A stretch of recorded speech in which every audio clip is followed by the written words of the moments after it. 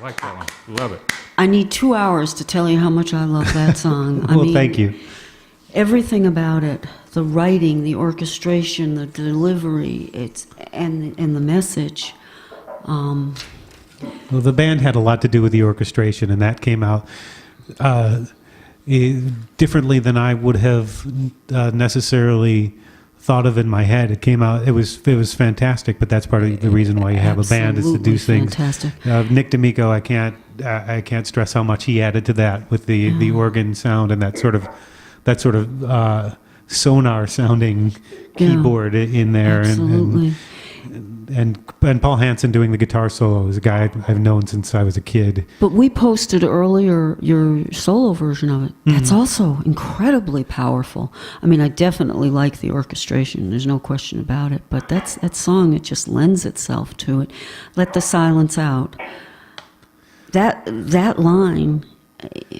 That was a late addition too. If you listen to, that's not the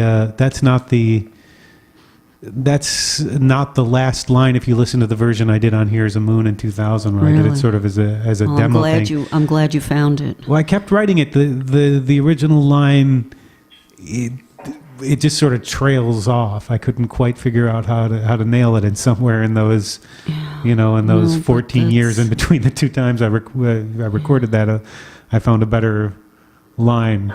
But that's what is so hard, is to let the silence out, and to say it that way, let the silence out. Oh, as we said, so poetic and yet so powerful. I don't know that I'd be able to describe what that line necessarily means. I just know it's the right one to end that song with. Yes, and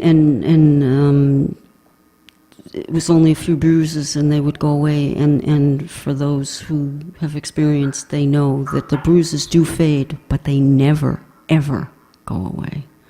Right, yeah, the main character in this is there were two brothers and one... Yep. Not to over-explain things, because you'll get what you get out of it when you listen to the song, and I don't want to... You get it. We get it. But, the story that I have in my mind that I've plotted out for this is one son is going to jail for killing his father, for abusing his mother. And it's sort of told from the point of view of the other brother who did nothing, who's sort of left alone in the house now to figure out which of them did the right thing.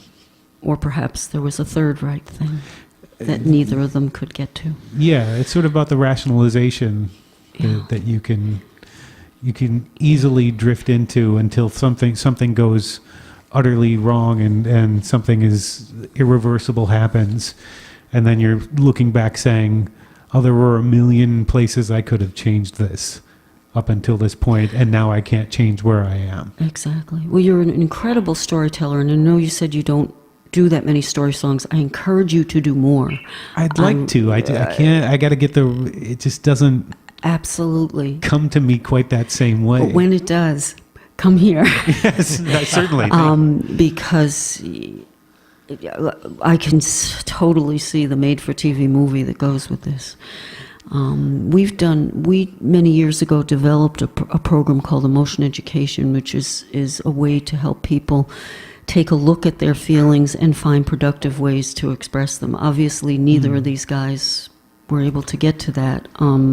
Unfortunately, our culture, our society is not, when it comes to abuse, we supported many people through our advocacy and through Emotion Education who were facing various forms of abuse. You'll note that I will not use the term domestic violence. There's a reason for that. It's assault. And just by saying domestic violence, to me, it reduces what it is. And when in fact, I think it's one of the most painful kinds of assault. When it's a stranger, you're just getting hurt. You're dealing with a lot of the physical and the trauma. When it's a family, you're dealing with the conflict between the love and the abuse, which is very hard to resolve. Anyhow, so we did a lot with that, but we also found that those who did try to get help, unfortunately, there were many times when they could not. Because people always say, why didn't you just leave? Why didn't you get help?